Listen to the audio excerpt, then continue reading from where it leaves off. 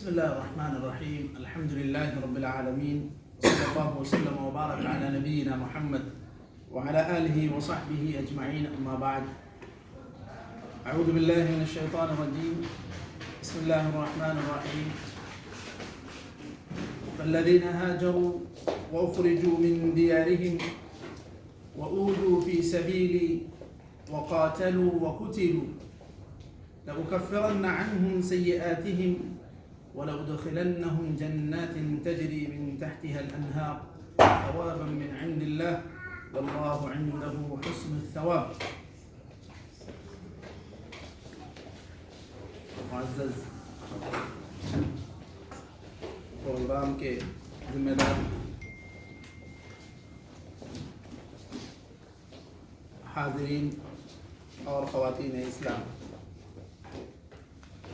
آج کے اس پروگرام میں میری گفتگو کا موضوع ہے ہجرت نبوی، فوائد اور اسباب۔ محترم حاضرین، ابھی آپ لوگوں کے سامنے میں نے جو آیت پڑھی ہے، سورہ آل عمران کی یہ آیت ہے۔ اللہ تعالیٰ نے اس آیت میں فرمایا، جن لوگوں نے ہجرت کی، اپنے گھروں سے نکالے گئے، میری راہ میں ایذا دیے گئے، جہاد کیے اور شہید کیے گئے، ایسے لوگوں کے گناہوں کو میں معاف کر دوں گا اور انہیں ایسی جنتوں میں داخل کروں گا جن کے نیچے نہریں بہتی ہوں گی۔ محترم حاضرین، آج ذی الحجہ کی 22 تاریخ ہے اور چند ہی دنوں میں نیا ہجری سال شروع ہونے جا رہا ہے۔ ہجری سال اصل میں سیرت کے ایک عظیم واقعے کی یاد ہے۔ اس ہجرت کے واقعے کے بعد اسلام کا عروج ہوا۔ جو مسلمان دبائے جا رہے تھے، ستائے جا رہے تھے، انہوں نے سر اٹھا کر جینا، اپنے لیے ایسا ماحول پایا۔ یہاں سے دعوت دین کی نئی راہیں کھلی، عام انسانوں کے علاوہ بادشاہوں تک دین کی دعوت پہنچائی گئی۔ یہ سارے باتیں ہجرت کے بعد ہی پیش آئی۔ آئیے ہم دیکھیں کہ ہجرت کسے کہتے ہیں۔ ہجرت کے لغوی معنی ہیں چھوڑ دینا، اور اصطلاح میں ایسی جگہ جہاں آپ کو دینی احکام پر عمل کرنے کی چھوٹ نہ ہو، گنجائش نہ ہو، ایسی جگہ کو چھوڑ کر ایسی جگہ منتقل ہو جانا جہاں پر آپ کو دینی احکام پر عمل کرنے کی اجازت ہو، گنجائش۔ حافظ ابن حجر رحمہ اللہ نے ہجرت کی ایک دوسری تعریف کی ہے کہ اللہ تعالیٰ کی طرف سے منع کردہ چیزوں کو چھوڑ دینا، یہ اصل میں ہجرت ہے۔ اور یہ تعریف اصل میں امام ابن حجر رحمہ اللہ نے بخاری کی اس حدیث سے لی ہے، والمہاجر من ہجر ما نہى اللہ عنہ۔ مہاجر اصل میں وہ ہے جو اللہ تعالیٰ کی منع کردہ چیزوں کو چھوڑ دیتا ہے۔ اس اعتبار سے ہجرت کی دو قسمیں ہوتی ہیں، ایک ہجرت باطنی اور ایک ہجرت ہے ظاہری۔ باطنی ہجرت اللہ تعالیٰ کی ناپسندیدہ چیزوں کو چھوڑ دینا، اور ظاہری ہجرت آپ کسی دوسرے ملک کو منتقل ہو جائیں، کسی دوسری جگہ میں منتقل ہو جائیں۔ محترم حاضرین، آئیے دیکھیں کہ ہجرت کی فضیلت کیا ہے۔ اس کی سب سے بڑی فضیلت یہ ہے کہ اللہ تعالیٰ ہجرت کرنے والے کے گناہ کو معاف کر دیتا ہے اور اللہ تعالیٰ اسے جنت عطا کرتا ہے۔ سورہ توبہ میں اللہ تعالیٰ نے فرمایا، الذین آمنوا وہاجروا وجاہدوا فی سبیل اللہ باموالہم وانفسہم اعظم درجۃ عند اللہ واولئک هم الفائزون یبشرهم ربهم برحمۃ منہ ورضوان وجنات لهم فیہا نعیم مقیم۔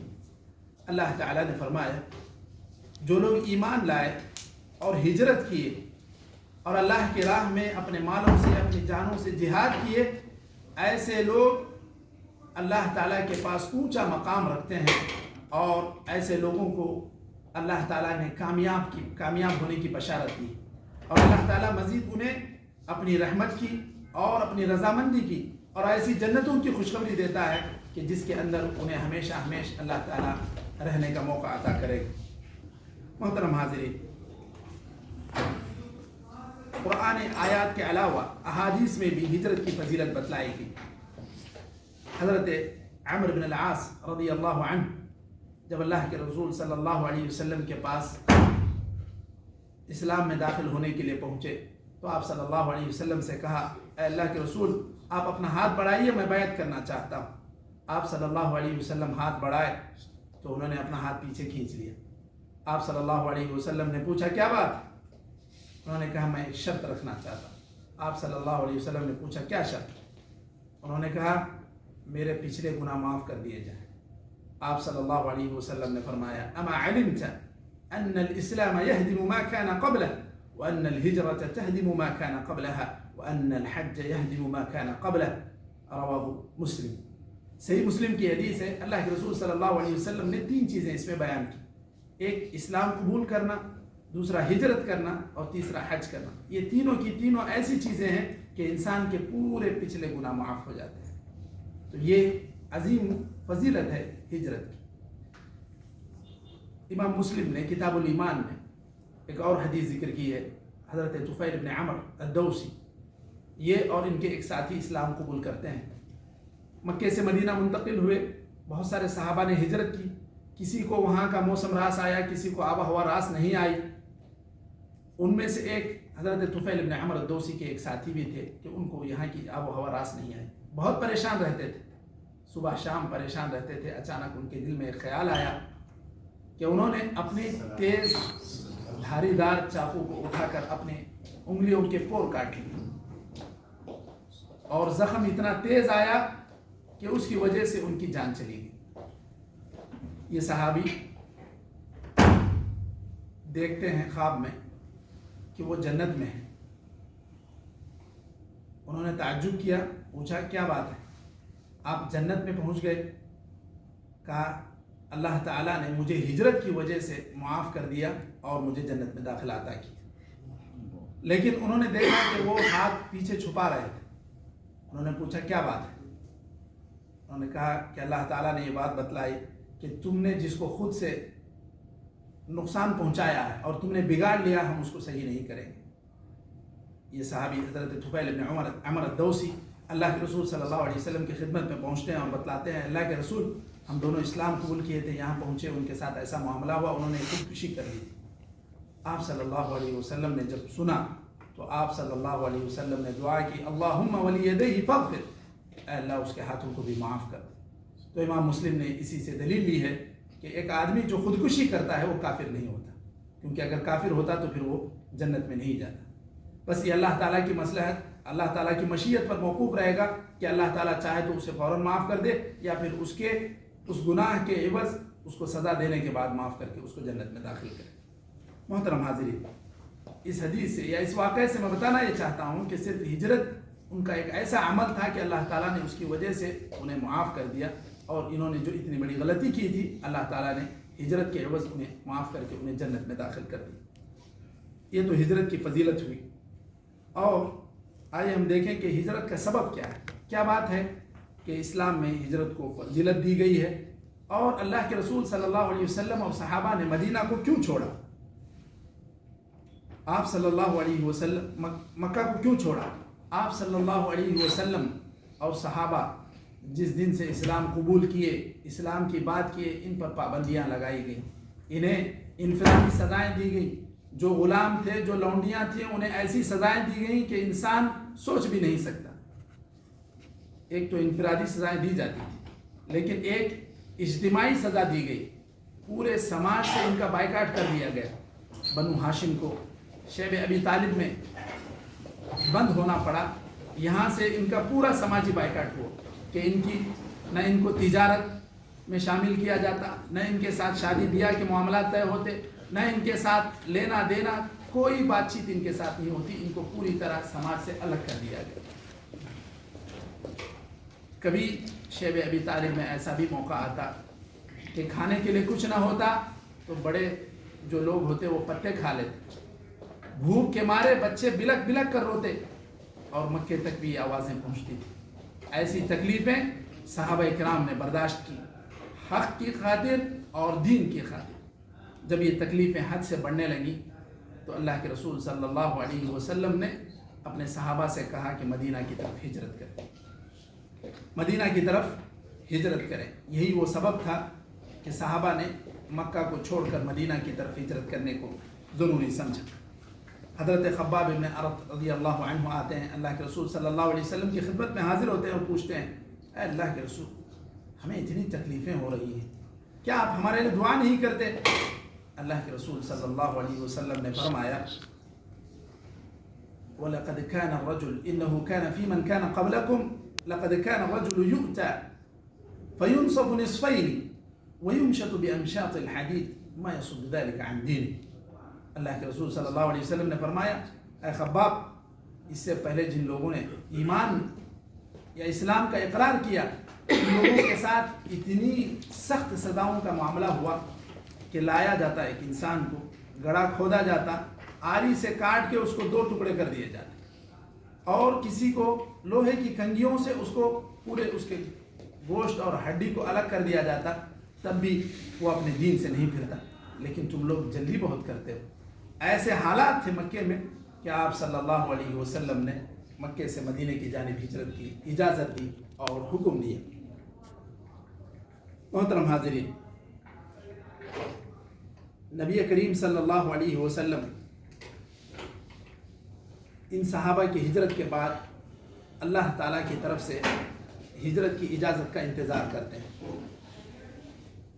دیکھ رہے ہیں کہ مکے میں تکلیفیں بڑھ رہی ہیں اور اللہ کے رسول صلی اللہ علیہ وسلم کے خلاف آئے دن سازشیں ہو رہی ہیں۔ ایک دن دارالندوہ میں کفار قریش کے بڑے بڑے لیڈر جمع ہوئے، انہوں نے مشورہ کیا کہ آپ صلی اللہ علیہ وسلم کا کیسے خاتمہ کیا جائے۔ فیصلہ ہوا کہ آپ صلی اللہ علیہ وسلم کو قتل کرنے کے لیے سارے قبائل سے ایک ایک نوجوان کو منتخب کر لیں اور سب مل کر ایک ساتھ حملہ کریں، تاکہ آپ صلی اللہ علیہ وسلم کے خون کا بدلہ بنو ہاشم کسی سے نہ لے سکیں اور دیت لینے پر راضی ہو جائے۔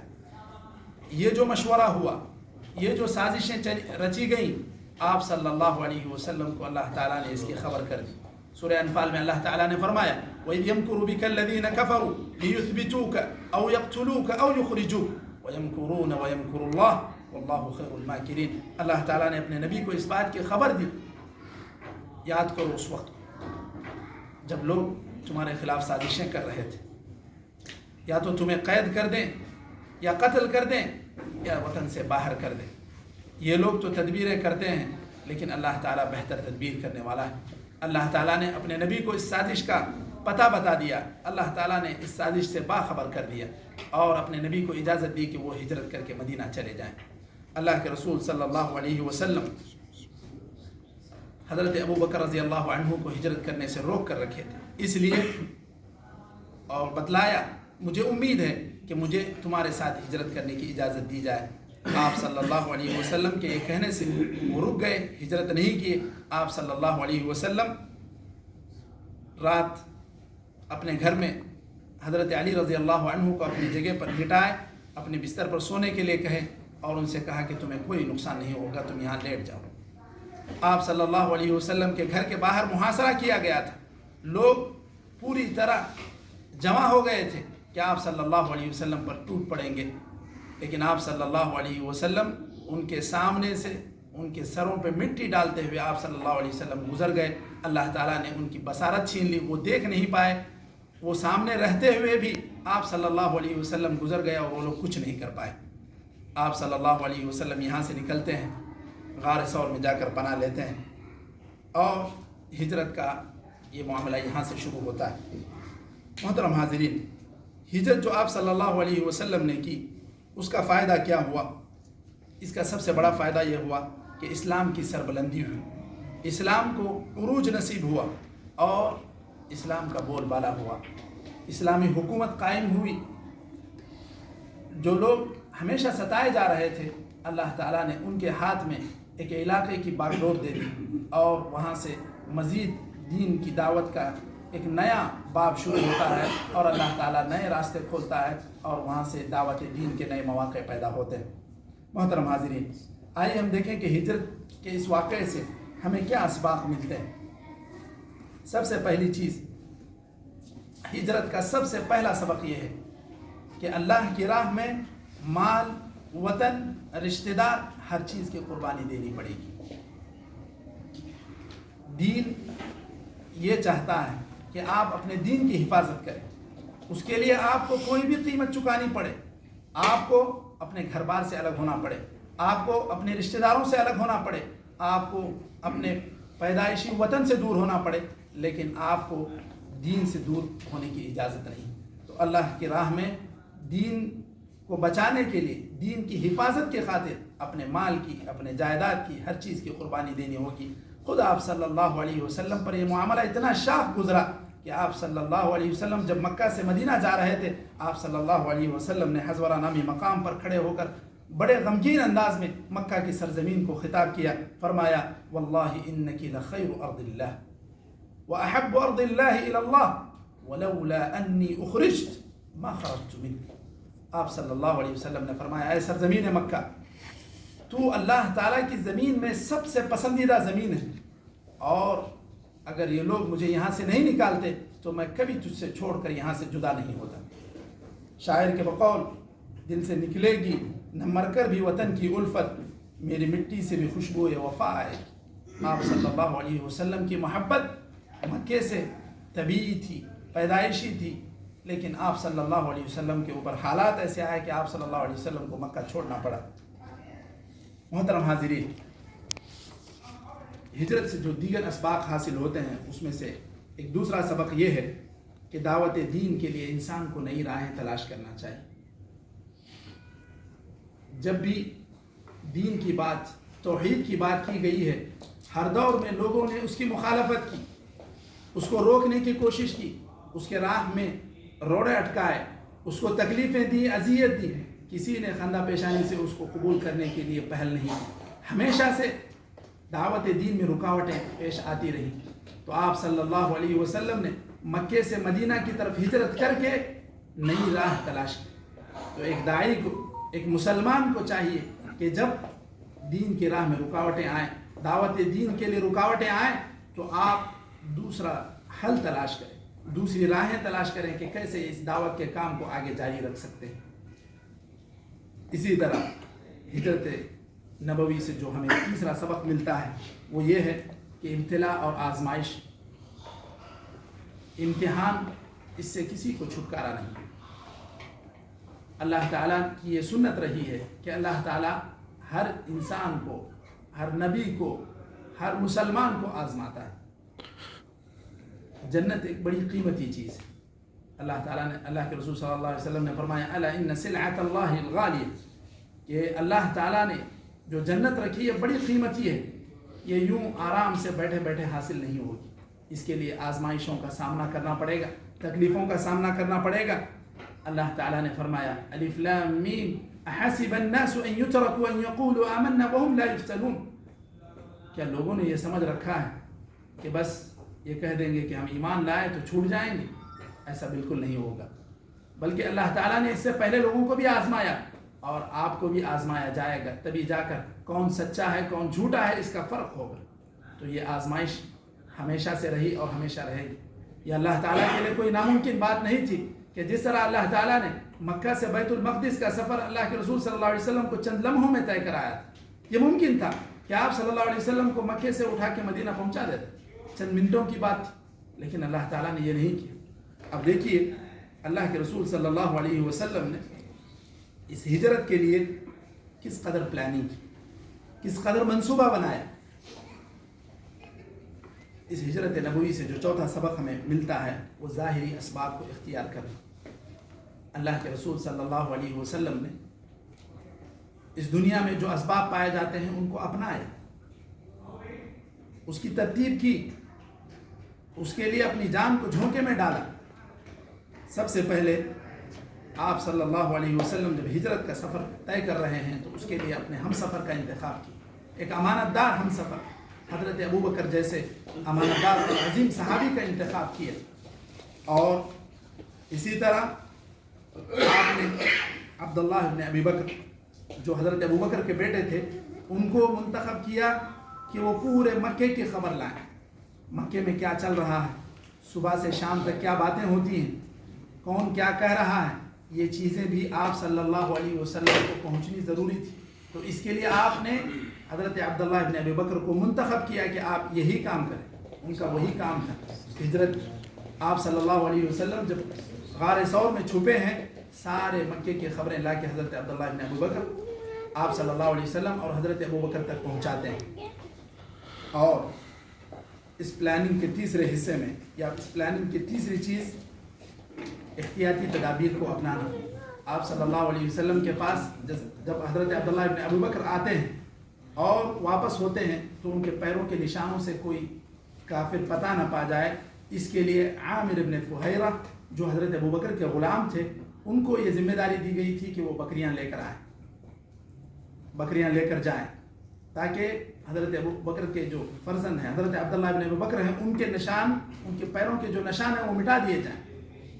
تو یہ ذمہ داری حضرت عامر ابن فہیرہ کو دی گئی تھی۔ چوتھی چیز، اس پلاننگ کی چوتھی چیز، کھانا پکوان تیار کرنا، توشہ بنانا۔ یہ حضرت اسماء بنت ابی بکر جو حضرت ابو بکر رضی اللہ عنہ کی بیٹی ہیں، انہوں نے کھانا بنایا، توشہ دیا، یہ کام ان کے ذمے تھا۔ اور انہوں نے اپنی جو کمر بند کا جو کپڑا ہے اس کے 2 ٹکڑے کر دیے، ایک سے توشے کو باندھا، دوسرے سے مشکیزے کو، جو پانی کا چمڑے کا جو تھیلا ہوتا تھا اس کو باندھا۔ تو اسی لیے انہیں ذات النطاقین کہا جاتا ہے کہ 2 کمر بند والی، یعنی اس پٹی کے انہوں نے 2 حصے کر دیے تھے، اسی لیے ان کو کہا جاتا ہے اسماء ذات النطاقین۔ یعنی ہجرت کا جو سفر آپ صلی اللہ علیہ وسلم نے اور حضرت ابو بکر نے طے کیا، اس میں خواتین کا یہ کردار رہا کہ انہوں نے آپ صلی اللہ علیہ وسلم کے اور حضرت ابو بکر کے کھانے پکانے کا انتظام کیا اور انہیں برابر توشہ پہنچایا۔ 5ویں چیز اس پلاننگ میں، عبداللہ ابن اریقط اللیثی مشرک تھے لیکن راستوں کے بڑے ماہر تھے۔ آپ صلی اللہ علیہ وسلم نے ان سے بات طے کر لی کہ ہم لوگ غار ثور میں تمہیں 3 دن کے بعد ملیں گے، وہاں سے ہم لوگوں کا سفر طے ہونا ہے مدینے تک۔ وہ بڑا امانت دار انسان تھا، آپ صلی اللہ علیہ وسلم کہاں چھپے ہیں اس کو بتلا دیا گیا تھا۔ وہ چاہتا تو 100 اونٹ بھی حاصل کر سکتا تھا آپ صلی اللہ علیہ وسلم کا صرف پتہ بتا کر، لیکن اس نے آپ صلی اللہ علیہ وسلم کے ساتھ جو بات طے ہوئی ہے اس کا لحاظ رکھا، اور آپ صلی اللہ علیہ وسلم کے ساتھ جو مزدوری اسے ملنے والی تھی اسی پر اس نے اکتفا کیا، اور پوری امانت داری کے ساتھ آپ صلی اللہ علیہ وسلم کے ساتھ وفاداری کی۔ مشرک رہتے ہوئے اس نے آپ صلی اللہ علیہ وسلم کی رہنمائی کا کام انجام دیا۔ آپ صلی اللہ علیہ وسلم نے ایک مشرک سے مدد لی ہجرت جیسے ایک عظیم واقعے میں، اور ہجرت کا یہ سفر اسی کی رہنمائی میں طے ہوا۔ 6ٹھی چیز، آپ صلی اللہ علیہ وسلم نے اس مکمل منصوبہ بندی میں ایک عام راستے سے ہٹ کر، مکے سے مدینہ جانے کے لیے جو عام راستہ لوگ استعمال کرتے تھے اس سے ہٹ کر آپ صلی اللہ علیہ وسلم نے ایک الگ راستہ چنا۔ سمندر کی جانب سے جو راستہ نکلتا ہے آپ صلی اللہ علیہ وسلم نے اس راستے کو چنا تاکہ مشرکین کو اس کی بھنک نہ لگ سکے اور یہ شبہ نہ ہو سکے کہ وہ لوگ اسی راستے سے جائیں۔ یہ 6ٹھی چیز تھی۔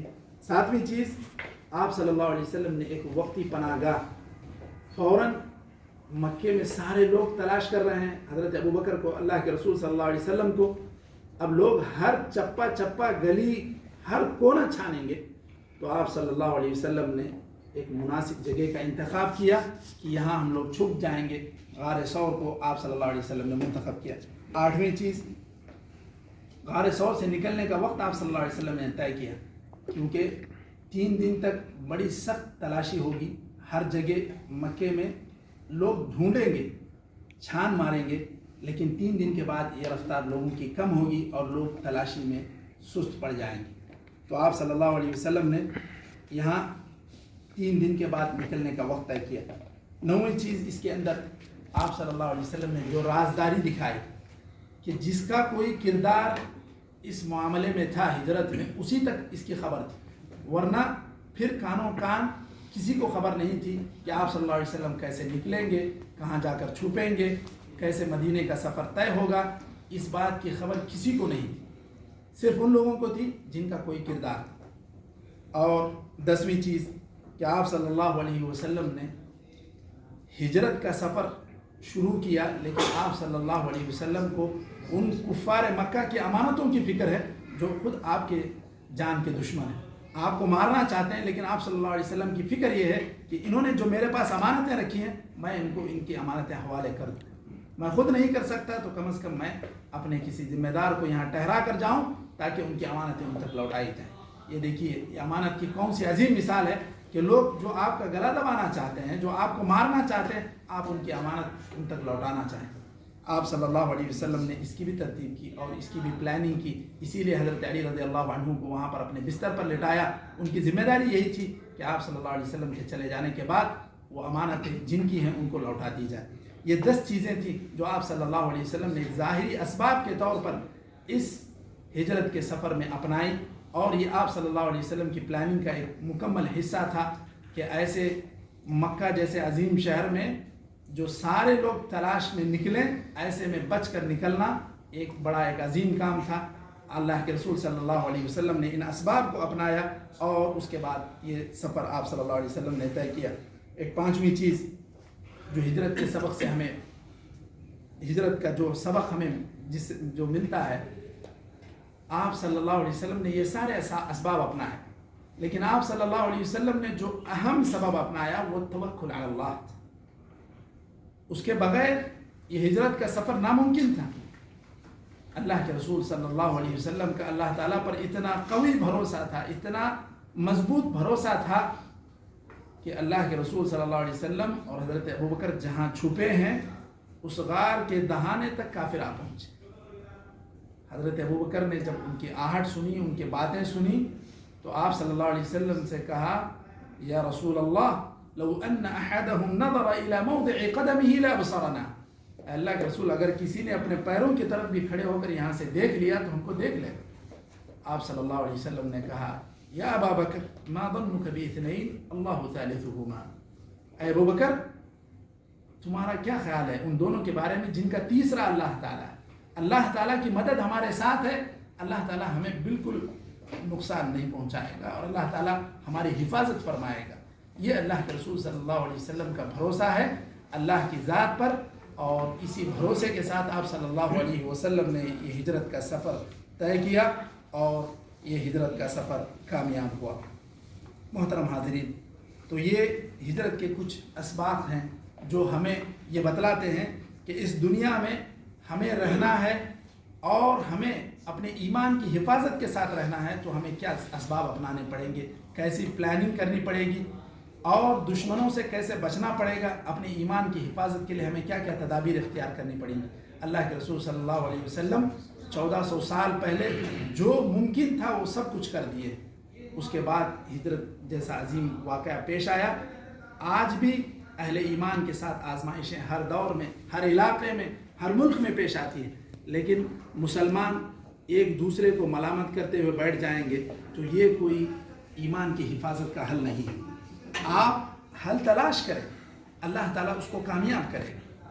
آپ ڈھونڈیں، اللہ تعالیٰ آپ کے لیے ایسے مواقع فراہم کرے گا کہ آپ کی ایمان کی حفاظت ہوگی، آپ کی جان کی حفاظت ہوگی اور اللہ تعالیٰ آپ کی ہر چیز کی حفاظت فرمائے گا۔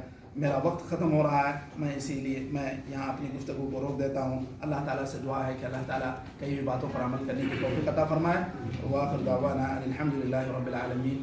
میں اپنی گفتگو کے اختتام پر میں اپنے ذمہ دار مولانا محبوب الرحمان صاحب کا شکریہ ادا کرتا ہوں کہ انہوں نے مجھے یہاں کچھ لب کشائی کرنے کا موقع دیا۔ اللہ تعالیٰ انہیں جزائے خیر دے اور آپ تمام کو بھی جزائے خیر دے کہ آپ نے اس پروگرام میں شرکت کر کے اس پروگرام کو کامیاب بنانے کی کوشش کی۔ جزاکم اللہ خیرا۔ السلام علیکم ورحمۃ اللہ وبرکاتہ۔